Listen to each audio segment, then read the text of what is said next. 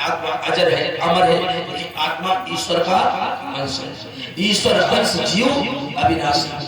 ईश्वर का अंश होने के कारण ये अविनाशी है, इस आत्मा का कभी विनाश नहीं होता। इसलिए हे महाराज, जब मैंने जन्म ही नहीं लिया तो हम मरेंगे नहीं।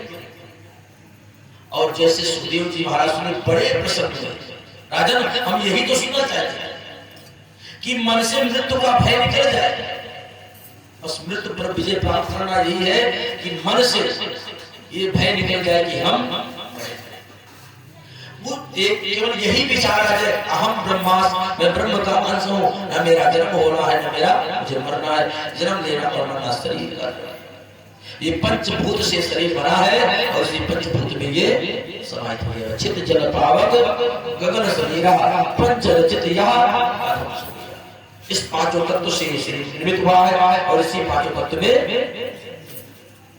श्री सुखदेव जी महाराज चले गए। उधर तक्षक चला काटने के लिए। रास्ते में एक कश्यप नाम के ब्राह्मण मंत्र वेता थे, मंत्र को जानने वाले। तक्षक ने पूछा, महाराज कहाँ जा रहे हो? तो कश्यप नाम के ब्राह्मण ने कहा, आज महाराज परीक्षित को सांप काटेगा, तक्षक काटेगा, मैं उनको अपने मंत्र विद्या के द्वारा जिलाने जा रहा हूं। तक्षक ने कहा, हम ही काटने जा रहे हैं तक्षक, और हमारे काटने से आज तक कोई बचा नहीं। तो कश्यप नाम के ब्राह्मण ने कहा, आज तक हमारे मंत्र से कोई मारा नहीं। दोनों में शर्त लग गया। तक्षक ने कहा, इस पेड़ को हम काटते नहीं, जल करके भस्म हो जाएगा, अगर इसे तुम पुनः हरा भरा कर दोगे तो हम मर जाएंगे। कश्यप नाम के ब्राह्मण ने कहा, काटो। और तक्षक ने जैसे उस वृक्ष को काटा, जल करके भस्म हो गया और तुरंत जल लिया कश्यप ब्राह्मण ने, और अभिमंत्रित करके जल जैसे छींटा मारा, पूरा वैसे पेड़ हरा भरा खड़ा हो गया।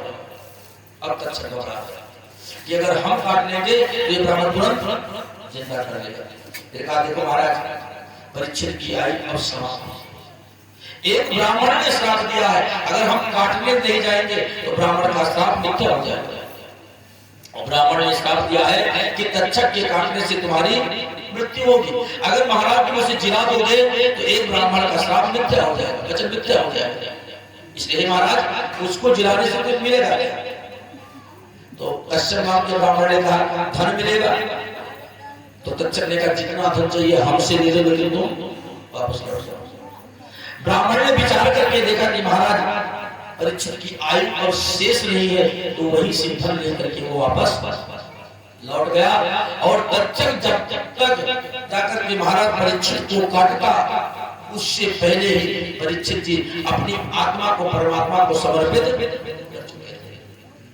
वो आत्मा निकल करके परमात्मा में लीन हो चुका था। केवल शरीर बचा था परीक्षित जी महाराज का। तक्षक ब्राह्मण ने, तक्षक सांप ने आकर के जिसे परीक्षित को काटा, शरीर धू धू करके जल गई और महाराज परीक्षित परम धाम को चले गए। श्री सुखदेव जी महाराज द्वादश स्कंद में